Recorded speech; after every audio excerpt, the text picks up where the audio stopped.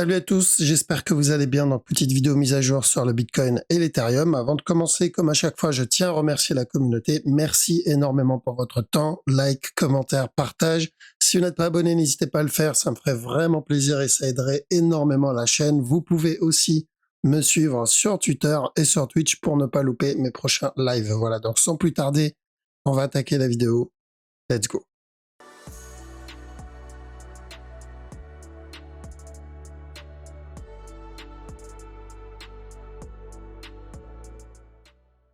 Ok, donc là, on va voir rapidement le daily. Donc daily, la direction est toujours la même. L'objectif, c'est d'avoir au moins un retracement.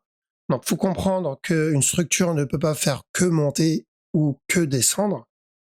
Donc, elle finit à un moment ou à un autre par corriger. D'accord? Si j'ai un drop, elle finit par corriger avant de continuer. Si j'ai un drop, elle finit par corriger avant de continuer. Donc, ce drop-là, il finira par au moins corriger. D'accord? Donc, on va chercher minimum une correction de ce drop-là. Maintenant, on me demande si ça va durer, combien de temps ça va durer, si ça va être correctif, si ça...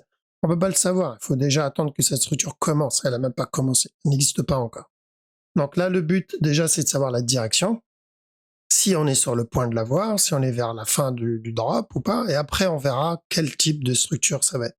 Alors, une fois que cette structure commence. Donc à chaque nœud plus bas, l'objectif, c'est de chercher le retracement. Donc, c'est plutôt de l'achat pour le daily. Maintenant, pour la petite time frame, 4 heures, pardon, c'est pas terminé, hein, c'est toujours baissier, d'accord? Donc, je ne pense pas que le drop soit terminé. Je pense qu'on va revenir déjà au moins péter ce bas-là. Jusqu'où il peut continuer à chuter, encore une fois, déjà ce bas, voilà, ça on peut le savoir, mais au-delà, on peut pas en être sûr. Ça peut être 15 000, il se retourne, ça peut être 14, 13, 10, 11, d'accord? C'est impossible de le savoir. Et il n'y a pas besoin de chercher à savoir ça parce que le marché va nous le dire. Donc quand on était ici, on a dit quoi? Up et ensuite un drop au moins jusqu'à ce bas-là, voire ce bas-là. Donc c'était notre objectif, ce bas-là. Au-delà, c'était point d'interrogation. Et ensuite, on est venu péter le bas et dans cette zone, on a dit ok, on attend. On attend de voir s'il veut continuer à chuter ou pas. Et là, maintenant qu'on a suffisamment attendu, on voit qu'il a envie de drop encore au moins jusqu'à ce bas-là.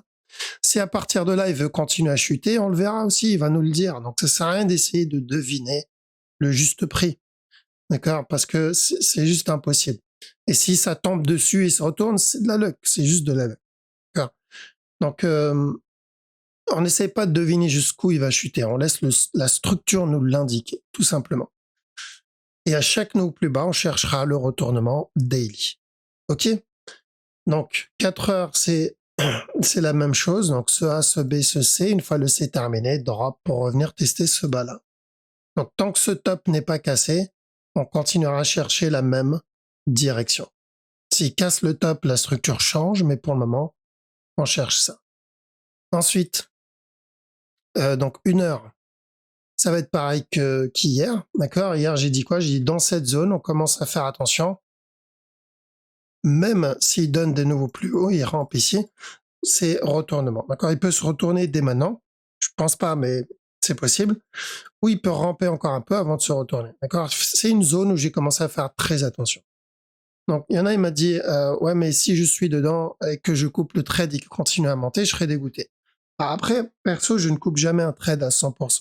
D'accord? Je laisse toujours une partie. Si je vois une fin de structure, je coupe un peu plus que d'habitude, je prends un peu plus de profit, mais je laisse toujours un peu tourner au cas où il décide de monter. D'accord? Et je monte ensuite mon stop pour sécuriser des profits. D'accord? Donc, pas obligé de tout couper, hein. On peut couper une bonne partie, prendre des profits, comme ça, s'il se retourne, voilà, je me suis payé.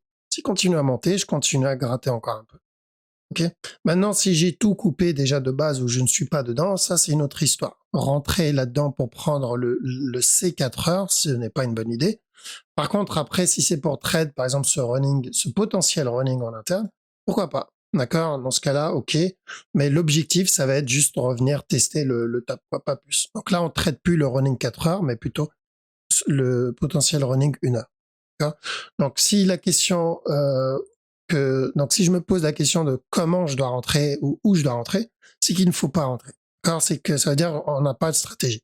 Donc si je ne sais pas comment rentrer et à quel moment je dois rentrer, c'est que je ne dois pas rentrer dans ce trade. Bien différencier méthode de trading et stratégie. D'accord? La méthode, ça permet de savoir la direction.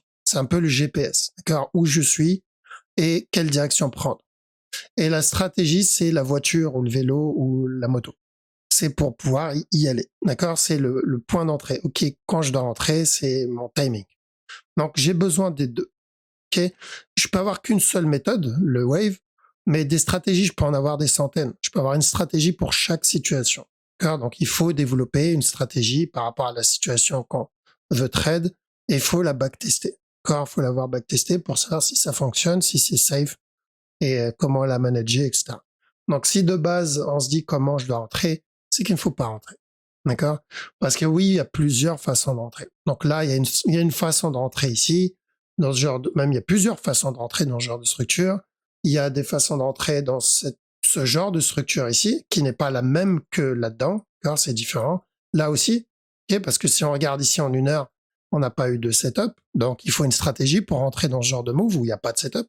Là-dedans aussi, hein, si je trade ça en 4 heures, ce mouvement-là, il n'y a pas eu de setup, donc je dois attendre.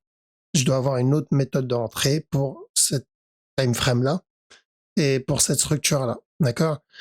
Et là-dedans aussi, je dois avoir. Bref, vous avez compris. Donc, il y a plusieurs façons d'entrer et il faut les connaître, il faut les avoir backtestées. Et par contre, pour l'analyse et savoir la direction, bon, bah, ça, il n'y a qu'une seule façon. Pour nous, c'est le wave. D'accord?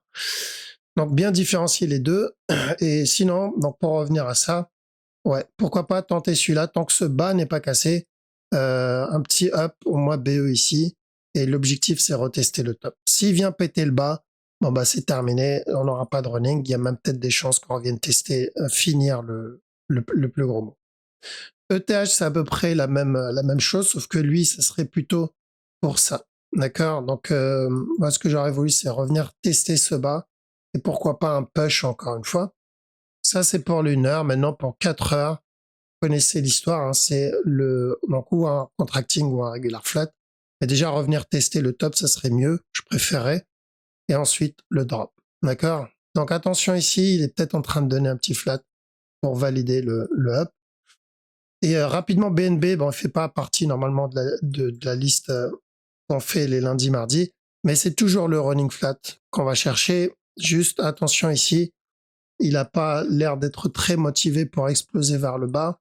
Et là-dedans, le but, donc on a eu un petit régulier ici, donc le but c'est revenir péter ce bas-là, parce qu'il l'a pas encore cassé. Attention là, on peut avoir ça, et ensuite péter le bas.